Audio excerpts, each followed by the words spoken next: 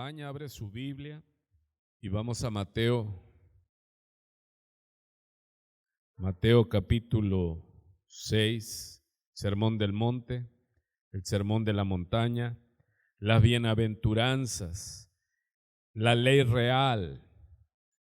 Muchos nombres se le dan a esto hermoso, porque Él vino a cumplir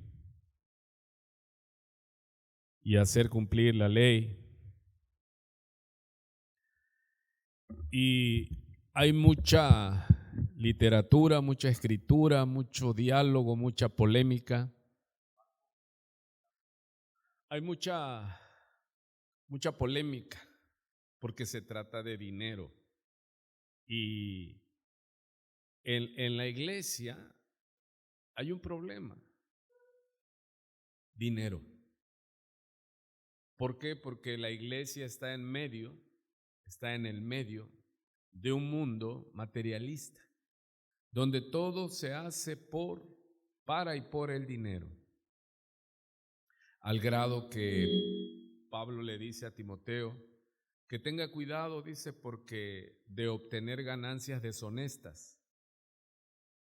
Hay ganancias honestas, es el que predique el evangelio, que viva del evangelio y para sostener la obra.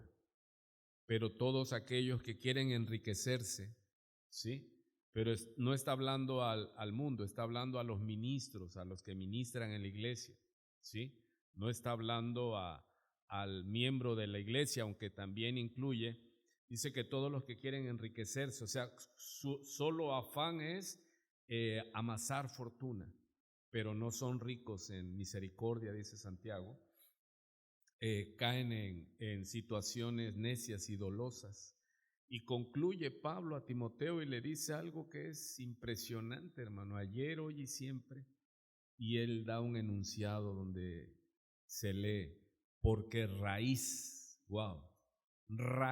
de todos los males es el amor al dinero. Y ahí entra ese amor obsesivo por el dinero. Y nosotros, si somos memoriosos y analizamos, y ahora por el Espíritu viene mucha escritura, cómo Dios nos manda a tener cuidado, ¿sí?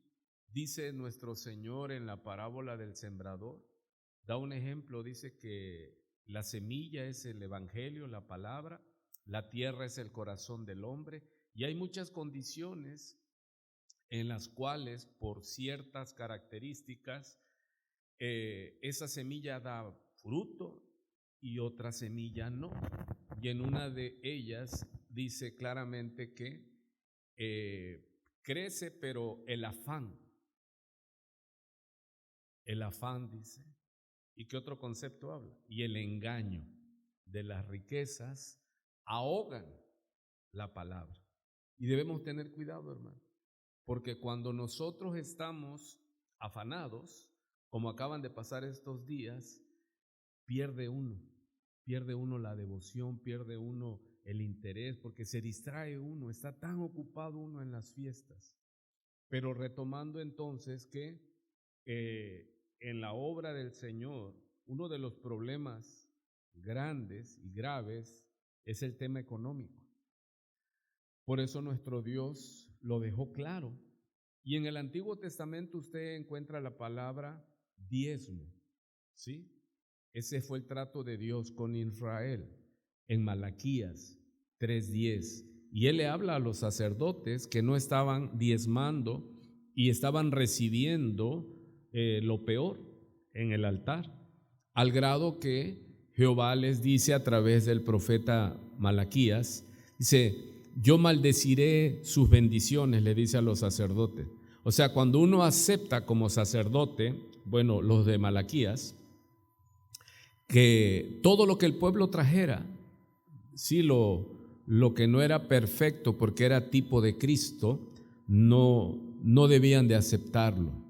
Y ya vemos que cuando Cristo llega en el Nuevo Testamento, Él tiene que limpiar, purificar el templo y echar fuera a los comerciantes del templo, porque hay comerciantes de la fe, hermano. Entonces, eso es aviso para nosotros, los pastores, los ministros y para la congregación. Pero ¿qué es lo que vemos ahora cuando el Señor viene estableciendo la ley en Mateo capítulo 6? Mateo capítulo 6, vemos que ahí están el mandato ahí aparecen una triada como se maneja, así como se maneja amor, fe y esperanza, o esperanza, fe y amor. Aquí vemos otra triada, hermano, así como Dios maneja el número 3 cuando dice Espíritu, Dios Padre, Dios Hijo y Dios Espíritu Santo, son 3. Vemos aquí que Él nombra 3 cosas en Mateo 6.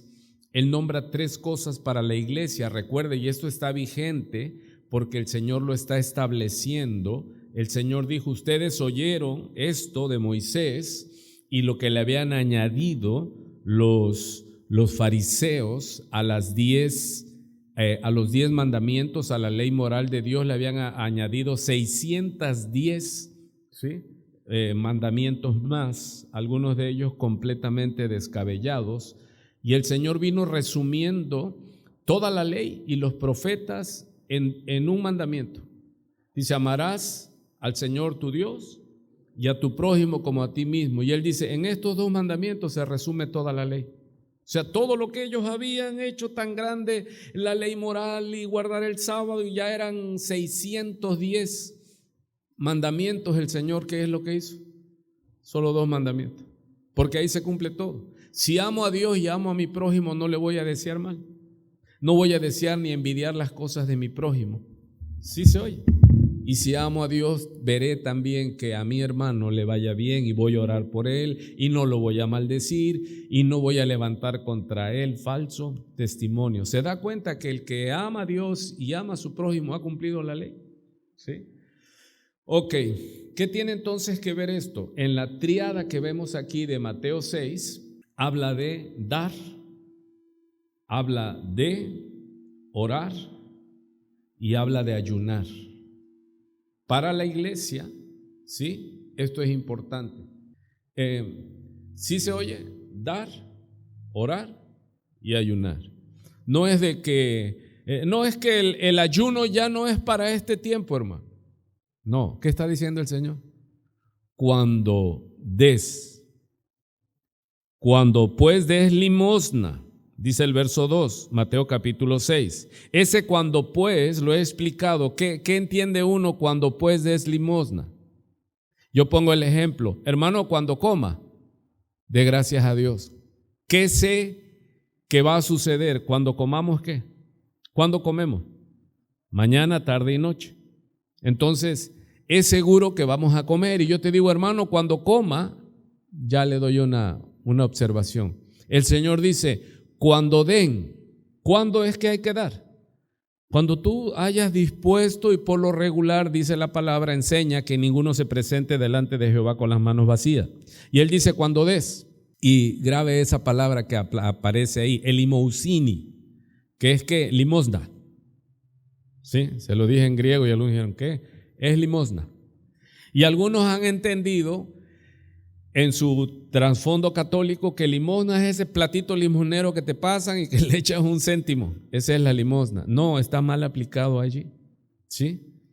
El sentido es que que no hagas anunciar que tú estás dando. ¿Sí? Tú tienes que dar. Y dice él que no sepa tu mano izquierda lo que da tu derecha, ni anuncies que tú eres el que da. Vino un hermano aquí, que por cierto es el que ofrendó todas las sillas. Él traía una credencial, me llamó la atención, me dice, mire pastor, esta credencial me la dieron en la iglesia, en el puerto donde yo estaba, dice, de Veracruz. Y si ahí decía diezmador, ¿cómo decía Alfredo? ¿Tú te acuerdas? Diezmador, o sea, diezmador, bueno, pues fiel, algo así, un reconocimiento que le dieron. Y él traía ese hábito, esa disciplina, esa doctrina. Y a mí no me ha dado temor decir que el diezmo no es para nosotros, porque no somos levitas, no somos hebreos, que para nosotros entra este término, limosna, ¿sí? Pero quítese ese concepto peyorativo de decir, limosna, entonces hay que dar 1 peso, 50 centavos, no, ahora lo explico, pero ya aquí entra en la ley es obligatorio. Esto es así básico, esto lo va a entender así como en la escuelita. La ley, todo lo que se hace para Dios es obligatorio, porque la ley tienes que hacer para vivir. El que haga vivirá por esta palabra. Ahora, ¿cuál es la diferencia en el nuevo pacto? Ya no es por hacer, ya es por la gracia de Dios. Y ahora uno da, ¿por qué? Voluntariamente. La limosna tiene ese sentido, que es moneda, porque no se manejaban billetes. Por eso quedó la costumbre que la limosna es ¿qué? La moneda. Y no dice que billetes, porque no se troquelaban, no se fabricaba la moneda, no era en billetes, ¿era en qué? En moneda. ¿Y qué quedó la costumbre? ¿Que la limosna tiene que ser? Moneda. No. La limosna, punto número 1, lo mayor, es voluntario.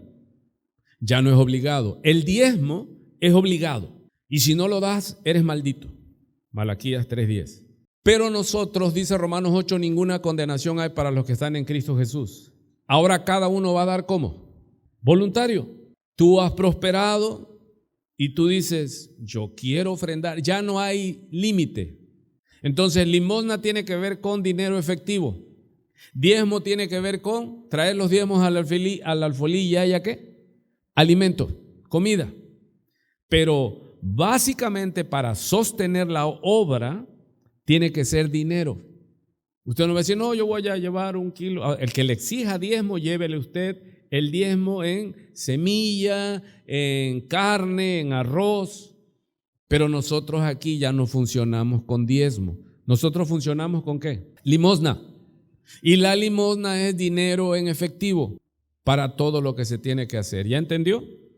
Entonces dice, guardaos de hacer vuestra justicia, mire, le llaman, son hechos de piedad, de justicia, delante de los hombres para ser visto de ellos. De otra manera no tendréis recompensa de vuestro Padre que está en los cielos. Verso 2, cuando pues des limosna, ¿qué es lo que da por tácito, por hecho? ¿Qué vas a dar? ¿Sí se oye? No hagas tocar trompeta delante de ti. ¿Qué es esto? Pues esto lo hacen los hipócritas, ¿sí? Los que quieren mostrar que son muy buenos y hacen su parafernalia en la iglesia y dan en las calles a las personas pobres, pero ellos lo que buscan es la alabanza de las demás personas. Y dice el Señor que esa será su recompensa, solamente no la recompensa del Padre en los cielos. Esa recompensa es lo que van a tener, ¿cuál? La admiración de la gente, nada más, pero no el reconocimiento de papá, porque ¿quién es el que mira el corazón? Papá. Papá sabe cuánto es lo justo, porque dice, guardaos de hacer vuestra ¿qué? Justicia. Hermano, Dios sabe cuánto es lo justo. Dios sabe cuánto es lo justo. Dice, cada uno dé conforme ha prosperado. Si tú puedes venir solo los domingos, ¿qué tienes que hacer? Guardas tu ofrenda para que el domingo que vengas no vengas con las manos vacías. Ahora, algo muy importante, hermano. Esto es básico en la enseñanza, en la doctrina de la ofrenda en la iglesia. No es obligada. Pastor, nos vamos a ir a la quiebra. No, gracias a Dios no. Tenemos 17 años. Y hay hermanos que ya entendieron y dan su ofrenda ¿cómo? ¿Obligada? Voluntariamente. Porque Dios ama, dicen Corintios, al dador alegre. Hay que entender entonces, el Antiguo Testamento no es que estuvo mal y todo, no. Son sombras, son palabras que el Señor va para mostrar en el nuevo pacto para todo el mundo, porque Él trató con los judíos, pero ya de ahí ahora con los gentiles. Nosotros no pudiéramos dar el diezmo como tal, porque no somos ganaderos ni agricultores. Tendría usted que traer su vaca, tendría que traer usted su cosecha, las primicias. Y hay pastores, quizás no malintencionados, pero en la necesidad, que aplican esas fiestas de las primicias. Y yo digo, pues es inaplicable porque no somos un pueblo agrícola. Alguien siembra algo aquí, hermano. Y luego dicen sus analogías: siembre, si usted siembra semilla de limón, que va a tener limones, y empiezan a hacer unas cosas que no son necesarias, hermano. Usted cuando enseñe, no enseñe eso. Siembre dinero. No, hermano, si sembramos dinero, ¿qué vamos a cosechar? Físicamente, realmente, usted siembra 1,000 pesos, ¿qué va a cosechar? Pues si no se apura, se le va a podrir hasta los 1,000 pesos. Entonces debemos de entender, hermano, no aplicar literalmente todo, cuando la mayor parte de la Biblia son analogías, ¿sí? Son sombras, son cosas que uno tiene que entender, que tiene el discernimiento. Entonces, la limosna es moneda. ¿Por qué es moneda? Porque, diga conmigo, no se acuñaban billetes. ¿Sí ya entendió? Ahora, ¿cómo es que va a dar usted su limosna? Dice alguno, billete. Ahora, si no tienes para dar billete, ¿es válido dar qué? ¿Monedas también? Puede dar unos 2 kilos de monedas de 10. Pero ¿qué otro punto es importante? El diezmo era obligado, al grado que Dios maldijo que no dieran el diezmo. Pero ya en Cristo no hay condenación. Y ahora, ¿qué es lo que nos manda? A hacer las cosas por voluntad, por gracia. De gracia recibiste, de gracia da. ¿Cuántos entendieron entonces el término limosna? Que les quedaba la idea de decir, es que limosna, yo cuando iba a la católica, pues era el platito limosnero y la moneda. Sí, porque en el primer siglo no se acuñaba el papel moneda como ahora. ¿Sí se entendió? Yo creo que están. Ya si alguien lo quiere complicar, la verdad es que no quiere dar, y con ese hasta que Dios trabaje en su corazón. Ok, entonces hay que dar efectivo. No queremos diezmo, porque el diezmo es especie. Limosna sí, porque es efectivo. ¿Qué otro punto le dije? ¿Que es obligado? No.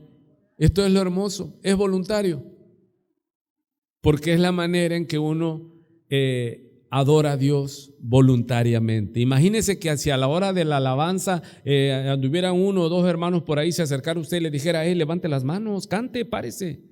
Pues ya sería ¿qué? Ya no sería una alabanza voluntaria. Ok, entonces ya nada más para cerrar el punto, el contexto. Esta es la triada que el Señor marca. Dar, o sea, el dar es del Antiguo Testamento, del Nuevo Testamento. No, el dar es hasta que Cristo venga, y seguiremos dando allá en los cielos. Las coronas que ganemos se las daremos a sus pies, ¿sí? Dar. Orar, hermano. Vamos a ver lo de la oración. Vamos a cerrar Colosenses capítulo 4. Orar. Tú pues cuando ores, ¿sí? Habla de la oración individual. Y lo que no nos gusta, y tú pues cuando ayunes. Es que el ayuno no es eso es del Antiguo Testamento, no. ¿Dónde lo está diciendo el Señor Jesús? Los mandamientos a su iglesia, ya no judía, sino universal. Entonces el ayuno es es parte de esas 3 columnas de la triada, y tiene que ver con dar efectivo, con orar, con todo lo que esto conlleva, y ayunar. Pero estas 3 son ejercicios de que nosotros le damos a Dios. Dios se agrada cuando, ¿qué le puedes dar, hermano? Sacrificio. Te abstienes de alimento sólido, de agua, y lo rindes al Señor. Hay muchas maneras. Decía yo en unas prédicas pasadas, y si ayunas celular, para muchos dicen, no, ya eso es algo muy grande. Que ayunes celular 8 horas y se lo entregas al Señor, se lo entregamos. O que ayunemos 16 horas, hermano, el celular. ¿Cuántos dicen, no, ya eso ya son cosas ya para los santos. Nosotros estamos empezando todavía. Muy bien. Padre, te damos gracias por este tiempo, Señor, que nos permites. Gracias porque nos permitiste adorar con nuestras voces. Gracias porque tenemos fuerza, Señor, para rendirla a tus pies. Tu palabra dice que pongamos gloria en la alabanza, que pongamos pasión, fervor, diligencia. Gracias, Padre, porque pude alabarte sin dolor, porque pude estar de pie, levantar mis manos, Señor, y cantarte con todo mi corazón. Gracias, Señor, porque nos tienes con bien, no estamos enfermos, no estamos quebrantados, no estamos en un hospital, no estamos con diagnósticos graves, sino que voluntariamente llegamos hasta este lugar para rendirte a ti, solo a ti, Señor, porque tuya es la gloria, Padre, para reconocerte que tú has sido fiel por siempre, Señor. Tú has abierto camino, tú has provisto, no nos ha faltado nada y creemos que nada nos faltará, porque tú eres nuestro pastor, eres nuestro Padre y tú eres el que suple, Señor, para nuestras vidas, para nuestras casas, para nuestra ciudad, nuestros hermanos, nuestra iglesia, nuestro pueblo. De ti, Señor, es que recibimos todas las cosas y de lo recibido de tu mano, de eso te damos, Señor. Gracias porque nos enseñas tu palabra, que traigamos la limosna, Señor, el efectivo, voluntario y con corazones agradecidos a ti, Señor, celebrando cada vez que nos reunamos, lo ofrendamos y lo entregamos a ti.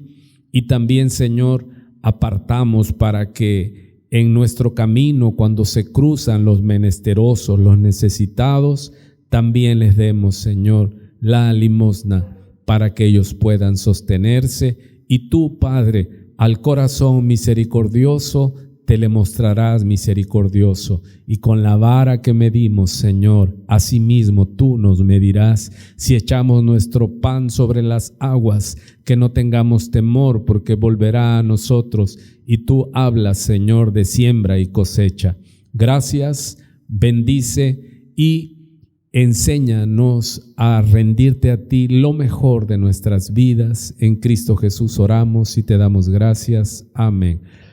Vamos a pasar en orden, hermano. Recuerde que es efectivo y que es voluntario y que es con alegría de corazón, porque dice que Dios ama, Dios bendice al dador alegre. ¿Qué confirmamos cuando damos voluntaria, alegremente? Cuando es de corazón, es voluntario. Si no quiere, si no tiene, no se obligue. Sí, porque no es obligado, es de corazón. Y en la medida que vamos creciendo, ya nuestro Dios no es el dinero, ya no nos estorba, sino que sabemos que seremos prosperados. Nos alegramos en Dios, hermano. Nuestro Dios es hermoso. Señor, sigue bendiciendo tu palabra, Dios, y que se siembre profundo y siga dando fruto en esta obra, Señor. Bendecimos tu iglesia presente y la iglesia ausente, aquellos que están en trabajo, aquellos que están en diferentes quehaceres. Guárdales, bendíceles, les amamos, Señor, y intercedemos por ellos. Oramos a ti, Señor, para que nada les falte y que tu presencia y tu Espíritu, Dios, los anime para que ellos te busquen a ti en oración, que quieran rendirse a ti, Señor, en el servicio, en el dar, y que tu iglesia no sufra de escasez, en el nombre precioso de Cristo Jesús. Amén. Muy bien, familia, estamos cerrando, y no hay prisa, estamos cerrando esta hermosa carta, y tenía ahí un poco de nostalgia, porque cuando uno ya tiene varios días en algo y después ya vamos a terminar la carta a los Colosenses, me dio así como nostalgia, porque hemos sacado mucho beneficio, hermano. Yo en lo particular doy el testimonio de que cómo me ha bendecido esta carta, pequeña pero grande, porque emana de nuestro Dios Todopoderoso. ¿Cuántos capítulos tiene Colosenses? 4 capítulos, 2 de prácticamente doctrina, ¿sí? La ortodoxia, y 2, que manda a la ortopraxis, o sea, a practicarla. ¿Y cómo confirmamos que es palabra de Dios? Cuando viene la ortopatía, el hacer tu voluntad, oh Dios mío, me ha agradado. Uno, el espíritu que ahora tenemos da convicción a nuestro espíritu de que estamos en la verdad, ¿sí? Usted viene a esta congregación local y usted escucha la palabra, usted no cree todo a pie juntillas, no, dice que examinemos todo, hermano.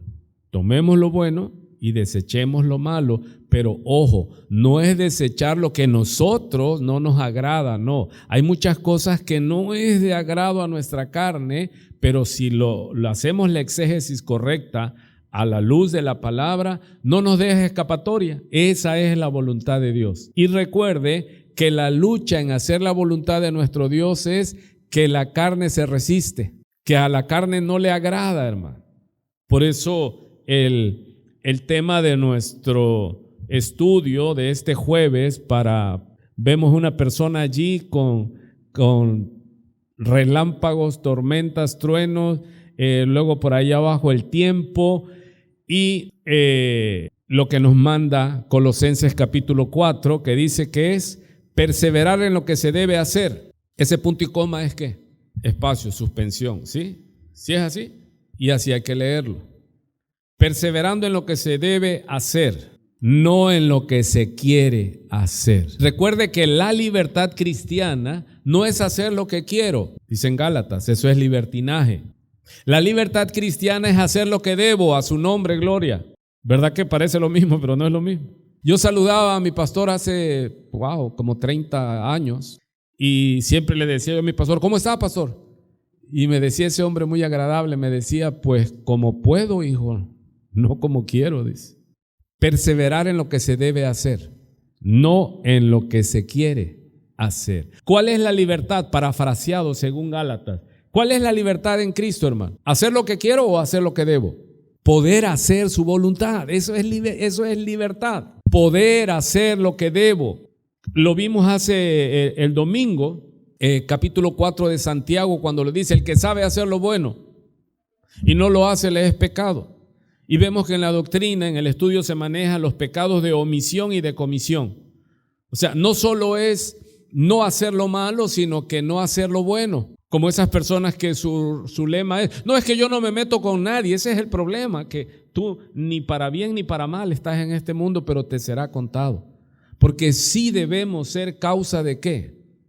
Debemos de ser un efecto, hermano, de ser sal y ser luz. Y nosotros debemos ser factor para que las personas se vuelvan a Cristo, se vuelvan a Dios a través de ver nuestros buenos actos, nuestras buenas obras.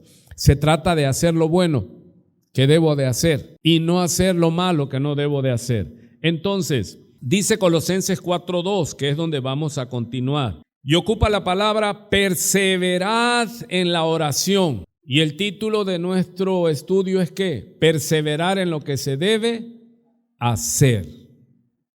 Colosenses 4:2 dice perseverando en la. Hermano, leímos en Mateo 6, tú pues cuando ores, orar es un deber. Orar es un deber.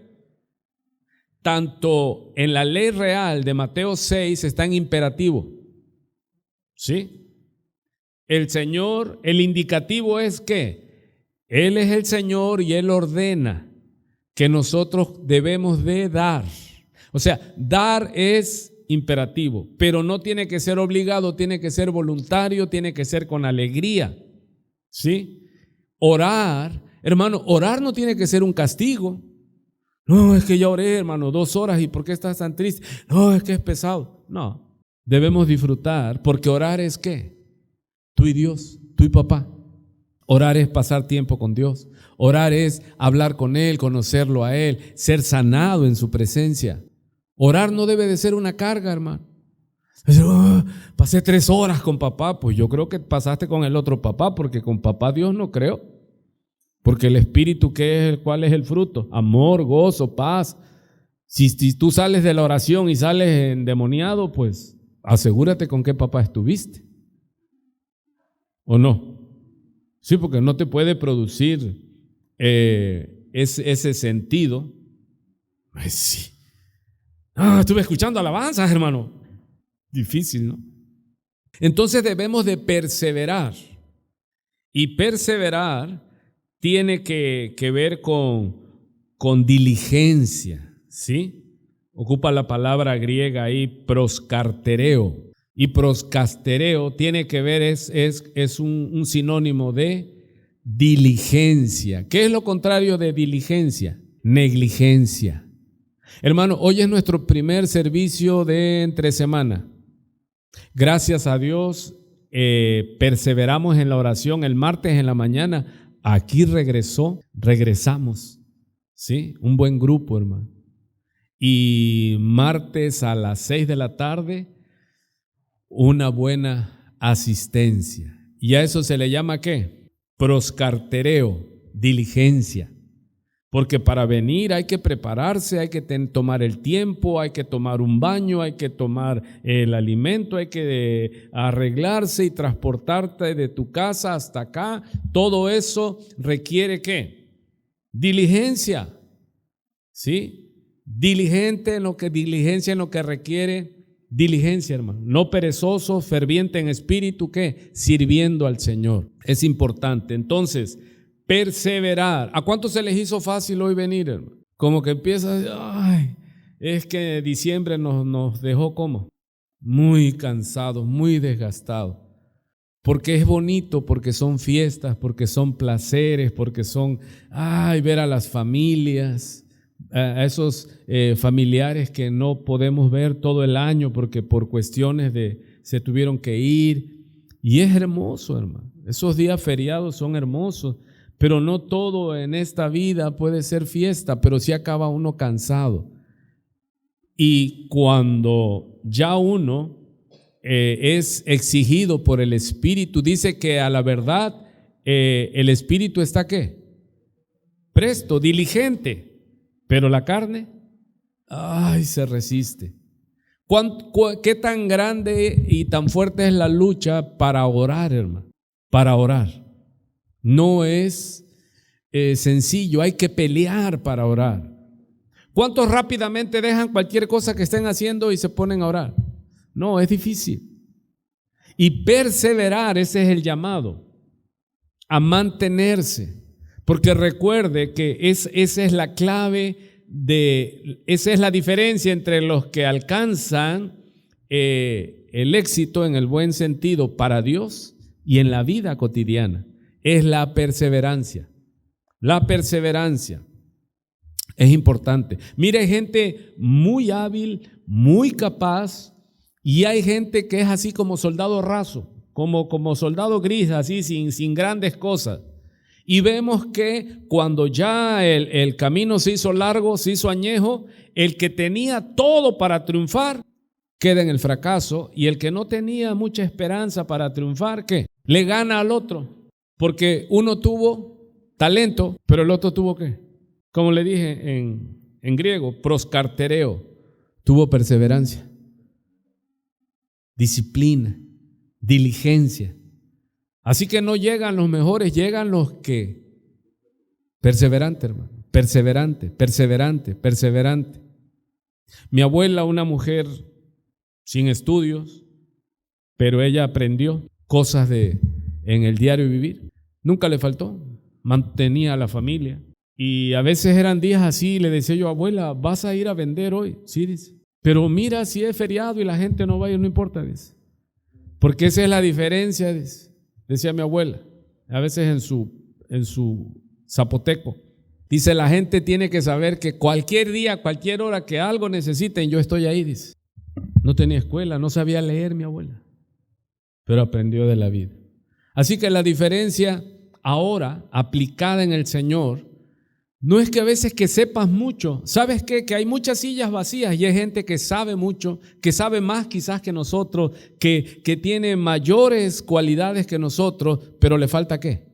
Perseverancia. Y ser perseverante, recuerde que es espíritu, alma y cuerpo. Dice uno, bueno, perseverante, hay gente que es perseverante en el ejercicio.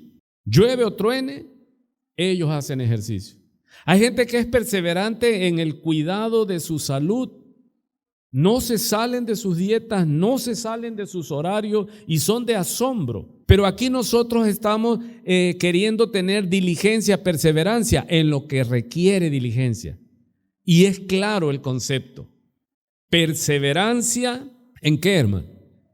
¿Habrá algo más grande que ser perseverantes en pasar tiempo con Dios? Porque la oración, quitémosla de que solo es ir y decirle, Dios, dame. No. Es llegar y decirle, Señor, te quiero conocer, habla que tu sierva oye. Y estar allí y decirle, Señor, tengo esto, estoy luchando con esto y allí. Y debes de hacer, ¿qué? De eso debes de hacer tu diario vivir. Tú, no quiero ocupar la palabra rutina, es disciplina, perseverancia, constancia. Y esa es la diferencia, hermano, entre los que se quedan a medio camino, y no estoy hablando de salvación, pero sí de en ese llamado que nos enseña el apóstol Pablo en Filipenses. ¿Qué decía Pablo? Tuve éxitos, quedan atrás. Tuve fracasos, quedan atrás. Yo los olvido porque estoy enfocado en Él, estoy enfocado en la meta. Pablo pasaba tiempo con Dios. Jesús pasaba tiempo con el Padre. De mañana, de tarde, de noche, de madrugada. Entonces dice, perseverar en lo que se debe hacer, no en lo que se quiere hacer. Gálatas, se lo parafraseo, recuerde, ¿qué es la libertad? Dice, no es el libertinaje. Ser libre es hacer lo que debo de hacer. Estoy hablando conforme a la palabra. ¿Sí? ¿Qué es libertad? Hacer lo que debo de hacer. Porque el que no hace lo que debe de hacer es esclavo. Ejemplo, pastor. No debo ver programas que sé que son malos. No lo debo de ver. ¿Puedo verlo? Eres libre para hacerlo. Pero ¿qué es tu verdadera libertad? No hacer lo malo. Santiago, ¿qué es lo que dice? El que sabe con lo que tiene que hacer, lo bueno, no lo hace, eso es pecado. Y esos son los mayores pecados, porque hay gente que peca, pero no sabe ni siquiera bien a bien que está pecando. El problema es al que más se le dio. El problema es a mí, que conozco más, que predico, que oro, que leo, esa es la peor demostración de pecado, hermano. Porque el que usted vea tomando y maldiciendo y todo, dice, no, mira, ese es pecador. Sí. Pero ¿qué sería mayor? Un hombre de púlpito, hipócrita, que dice ocultamente y engaña a los demás, pero a Dios no. ¿Qué sería más pecaminoso en ese grado? ¿Sí me expliqué o me confundí? El que abiertamente es un terrible, o el otro que es ¿qué? Sabe, es hipócrita. ¿Quién peca más? ¿Quién peca más deliberadamente? ¿Aquel que puede decir, Padre, perdóname porque no sabía lo que hacía? O nosotros que ya conocemos lo que debemos de hacer y no lo hacemos. Así que la libertad no es hacer lo que quiero. Estoy hablando en Cristo. Libertad cristiana, conforme Gálatas, se lo estoy parafraseando, es hacer lo que debo. Y esa es mi lucha. ¿Y cuántos dicen, amén, pastor? Estoy en ese camino. Yo lucho entre lo que debo de hacer y lo que quiero hacer. Estoy parafraseando. Este título es parafraseado ¿de dónde? Pero tiene base bíblica. Sí, está en Gálatas. Sí, está aquí en Colosenses 4:2. Otro texto donde aparece esto. Está sencillo. ¿Quién es aquel que dice, miserable de mí, porque lo bueno que quiero hacer, que sé que debo de hacer, no lo hago, sino lo malo que no quiero hacer, eso hago? Esa es la lucha tuya y mía. ¿Cuántos cayeron en pecado ayer? Oneroso no, porque debía de orar más y no oré más, hermano. Tuve problemas, tuve luchas, tuve malestares, tuve dolores. Todo cuenta. Así que libertad no es hacer lo que quiero. Libertad cristiana, claro, libertad en Cristo es hacer lo que debo, aleluya. Esa es la mejor adoración, la mejor alabanza, porque aquel que vemos que onerosamente está pecando, y si nos comparamos nosotros, que somos mayores, y al que más se le dio, más se le va a demandar, hermano. Así que nuestro texto con el que estamos continuando en Colosenses, faltan 10 para las 8 y por lo que veo, pues vamos a avanzar un poco. Pero no se apresure. No, pastor, ya debe terminar la carta a los Colosenses. No, hermano. Perseverad en la oración. Y ahí ese perseverad es una palabra griega que se escribe proscartereo, que es perseverar, que es una diligencia activa, ¿sí? Que nos manda a ser constantes en la oración. ¿Cuántos ya empiezan a ser constantes, hermano? Hay muchos hermanos aquí que estuvieron, los vi el martes en la oración, los vi el martes en el estudio, los veo jueves y posiblemente nos veamos el domingo. Eso es perseverar. ¿Es fácil? No es fácil.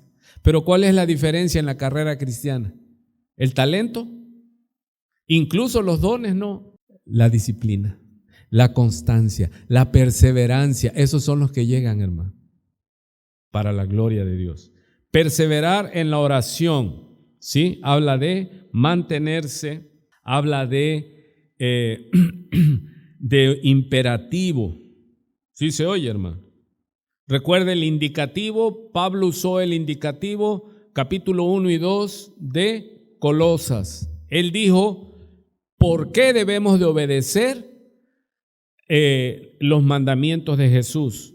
Porque Él es la imagen visible del Dios invisible. Él es el sumo, el Dios todopoderoso, es el que reconcilió los cielos con la tierra. Es el que perdonó y lavó nuestros pecados en la cruz, ¿se acuerda? Que lo vimos. Entonces, Él nos puede decir, ya Pablo, recuerde que la Biblia se divide en ¿qué? En indicativo. Dice, Él es el Señor, el Kyrios. ¿Y el Kyrios manda qué? Que hagamos morir lo terrenal en nosotros. El Kyrios manda qué? Recuerde los dos verbos, indicativo, te muestro, ¿sí? Usted le dice a su hijo, mira, te voy a recordar, te voy a indicar, yo soy tu papá. Estás bajo mi techo y mi autoridad. Con el trabajo que Dios nos da, yo suplo y tú recibes tu manutención y todo. ¿Y qué te voy a pedir? Que me obedezcas. Aquí en la casa se hace esto y esto y esto y esto. Pero primero le dio que el indicativo y luego le da el imperativo. Si usted quizás no se da cuenta que lo hace así, pero a veces usted le dice, ¿pero por qué tengo que hacerlo? Porque te mando yo, ¿pero por qué? Porque soy tu padre. Te estoy mandando, te estoy indicando porque tengo autoridad sobre ti. ¿Por qué? Porque soy tu padre. ¿Y quién me da esa autoridad? Dios dice que a los jóvenes, a los hijos, les dice obedeced a vuestros padres. Entonces, ¿por qué usted le puede demandar a su hijo que le obedezca? Porque Dios lo decretó. ¿Por qué usted le puede decir a su esposa, me voy a meter en profundo, que se sujete? Porque Dios lo decretó. Pero la mujer tiene que decir aquí esto, ¿qué? Que usted le puede decir a su esposo que tiene que amarla. ¿Por qué? Porque Dios lo decretó. O sea, si no estamos aquí como entes autónomos, hermano. Todos, recuerde que Colosenses, sí es 3, ya lo vimos, que es ¿qué? Obligaciones mutuas, ¿sí? Un equilibrio armónico. Le dice a la mujer, ¿qué? ¿Lo vimos o no lo vimos? En el 18 del capítulo 3 dice casadas, no novias, no novios con derecho, casadas, ¿sí se entiende? Porque luego algunas dicen, no, es que es mi amante, entonces tú no entras aquí. Casadas, estad sujetas a vuestros maridos como conviene en el Señor. ¿Por qué la mujer casada tiene que estar sujeta al marido? Porque Dios lo manda. Indicativo. ¿Quién es el que ordena que la mujer se sujete? Voltea a ver a su esposa. Es Dios. Pero ahora la esposa voltea a ver al esposo y le dice, sí, pero tú tienes orden de amarme como Cristo amó a la iglesia, mi vida. Y es una responsabilidad mutua. No existían los derechos humanos. La mujer no tenía derecho, se le podía dar una carta de divorcio y expulsarla, pero Cristo vino para dar igualdad en eso, hermano. Entonces, Dios, Pablo nos está instruyendo y nos está dando el imperativo. No es sugerencia. Hermano, ¿por qué tenemos que orar y perseverar en la oración? Porque papá lo manda. Y aunque al comienzo no lo puede uno entender, no hay mayor beneficio, porque ese es un mandamiento beneficioso para nosotros. Voy a poner ejemplos. Cuando instruimos a nuestros hijos, te levantas, te cepillas los dientes, terminas de comer, aseo bucal, en la noche, hacese, lávese y todo. Y son órdenes que le molestan, lo hacemos para su mal. Entonces igual, Dios como padre a hijo nos dice, ora. Y usted dice, no, ¿por qué tengo que orar por tu bien, muchacho? Porque la oración aleja del pecado y el no orar nos sepulta en el pecado. Todas las instrucciones que como padres damos, dice Hebreos, y tuvimos a nuestros padres que nos disciplinaban, hermano, para bien. ¿Cómo no obedecer al Dios Todopoderoso? ¿Y es para qué? Para nuestro beneficio. ¿Cuántos hemos perfeccionado? No como se espera, pero ¿cuántos hemos enderezado un poco nuestro caminar, hermano? Y todo ha sido porque Dios nos ha dicho. ¿Quiénes han tenido su mejor vida? ¿Antes de conocer a Cristo o ahora que ya lo conoce? Y entre más nos metemos a la relación con Dios, ¿qué pasa? Anda uno más, alístese. Si alguno ya se hizo soldado de Cristo, tiene uno que estar, ¿qué? Orar, enmendarse, estar, ser. Y no es fácil, hermano, pero es disciplina. Y en la medida que me ejercito se me hace más fácil. Y al rato, ¿qué? Disfruto. Porque eso es lo que hay que llegar. Mire, lo hermoso de la disciplina, se lo digo, hay que llegar a disfrutarla. De momento, es difícil. Levantarse en la mañana, orar, irte a hacer ejercicio físico, mantenerte. Pero cuando usted ya dio ese brinco que le da gozo hacerlo, usted ya, como dicen los muchachos, ya la hizo. ¿Sí soy yo? Muy bien. Perseverar en la oración quiere decir que hay que ser diligente, que hay que estar allí. Y ocupa también otra palabra, dice, velando en ella, o sea, perseverando en la oración y vigilando en ella. Y aquí hay 3 conceptos que vamos a desarrollar, ya hoy no completamente, el domingo quizás. Así que nos manda a mantenernos en este ejercicio espiritual.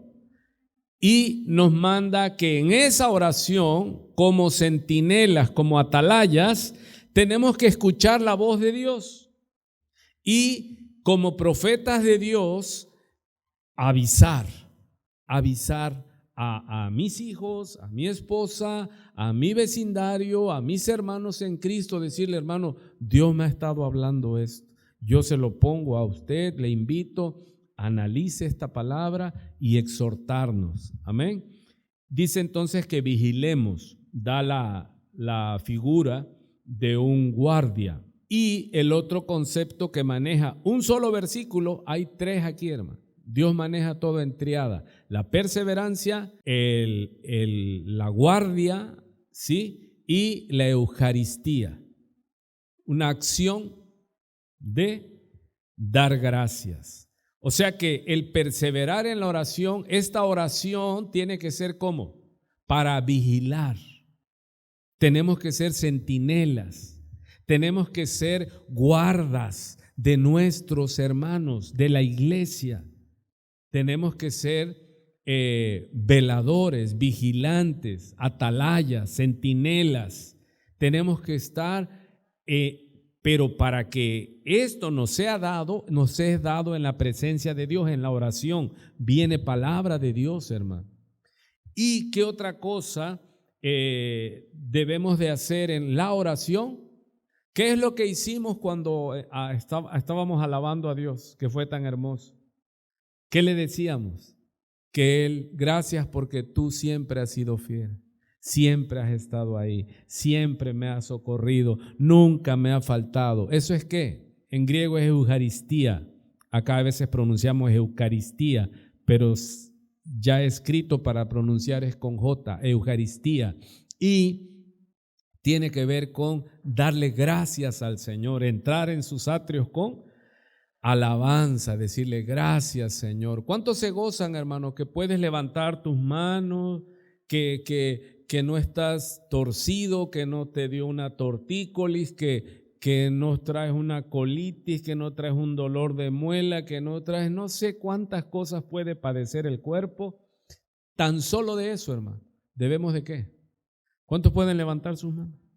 Quiero levantar mis manos, quiero levantar mi voz, ofreciendo a ti mi vida. Eso es con Eucaristía, acciones de gracia. Amén.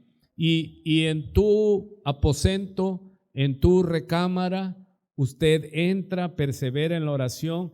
Y lo que me gusta de la oración, que no es un sacrificio, dice que Pablo y Silas fueron golpeados, castigados, avergonzados, quebrantados, desnudos, fueron flagelados y le dieron orden al carcelero de que los metiera hasta el calabozo de más adentro, el de alta seguridad. Imagínense cómo los veían a ellos, hermano, como si fueran unos delincuentes de alta peligrosidad en las prisiones de más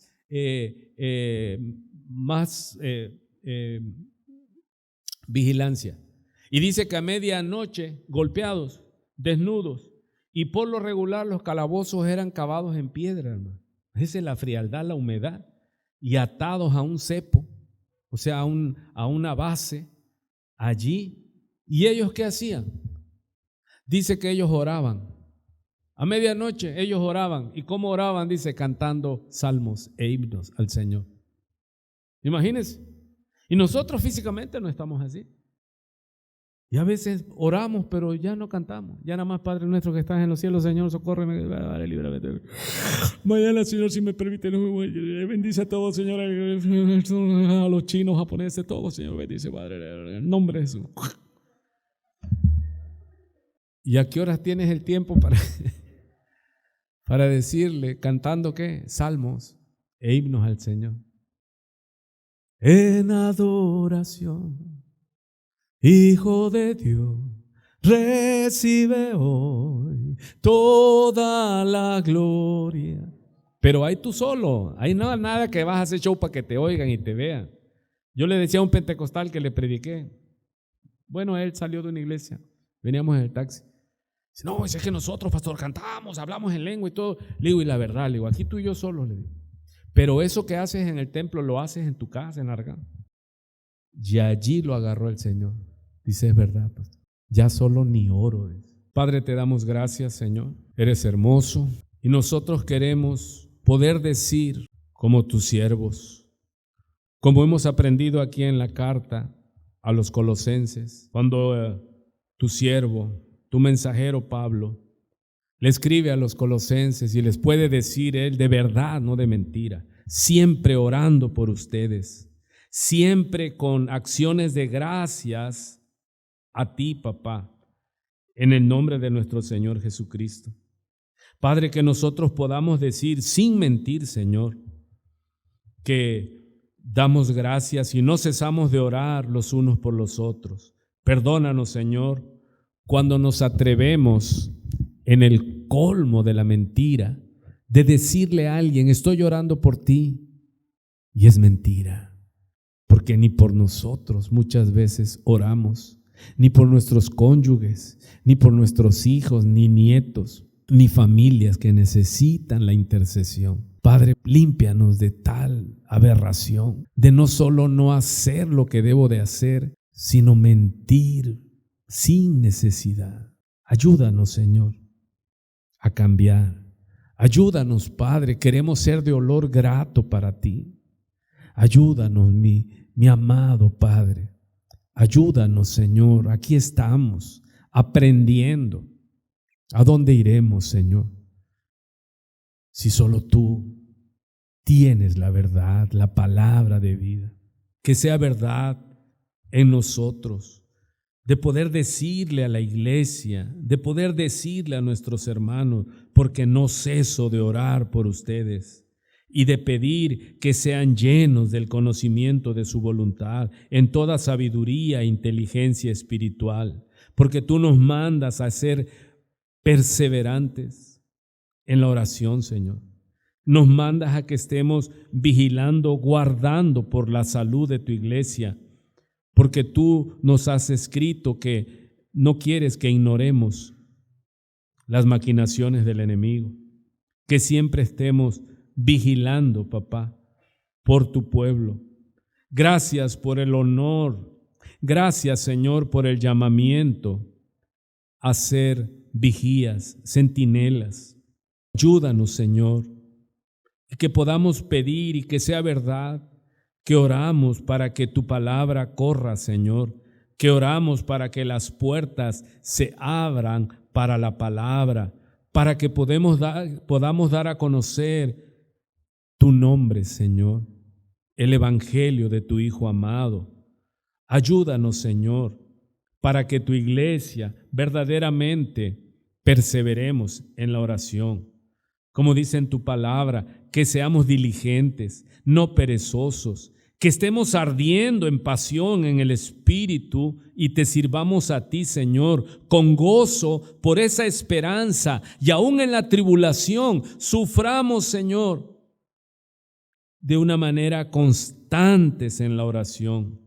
Padre, que oremos en todo tiempo, Señor, cuando se necesite, cuando estemos en aflicción y cuando estemos en paz, Señor. Pero no siempre estar orando cuando están los problemas sobre nosotros, sino orando en todo tiempo, Padre, con toda oración y súplica en el Espíritu Santo.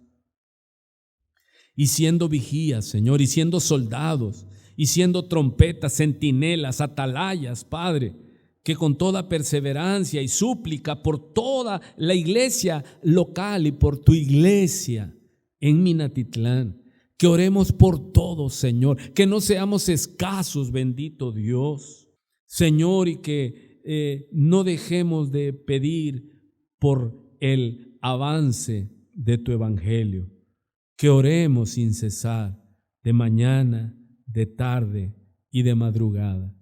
Gracias, papá. Esta petición la ponemos delante de ti y sé bien que cuando pedimos algo conforme a tu voluntad, tú nos oyes. Y es la dicha de que si tú nos oyes, Padre, y es eso tan maravilloso. A veces nosotros, cuando nos hablan 2 o 3 personas a la vez, ya no podemos atender a nadie. Pero, Señor, a ti te pueden hablar millones de millones de millones a la vez. Y en tu maravillosa magnificencia, en tu maravillosa poder, tú nos escuchas a todos y tú respondes a cada uno. Eres maravilloso, eres Dios grandioso, omnipotente y soberano, majestuoso Dios. Gracias, Padre. Ayúdanos, Señor, porque todo proviene de ti. Que seamos perseverantes, Señor, en estar en la oración por tu pueblo, por tu obra, por nosotros mismos. Bendecimos lo que resta de esta noche. Bendecimos la plática sobre la mesa, la comunión. Guárdanos y como nos enseñaste a orar, no nos metas en tentación, mas líbranos del mal, porque tuyo es el reino, el poder y la gloria. Amén. Por los siglos de los siglos. Amén. Amén. La paz de Dios sea con usted. Nos vemos el domingo.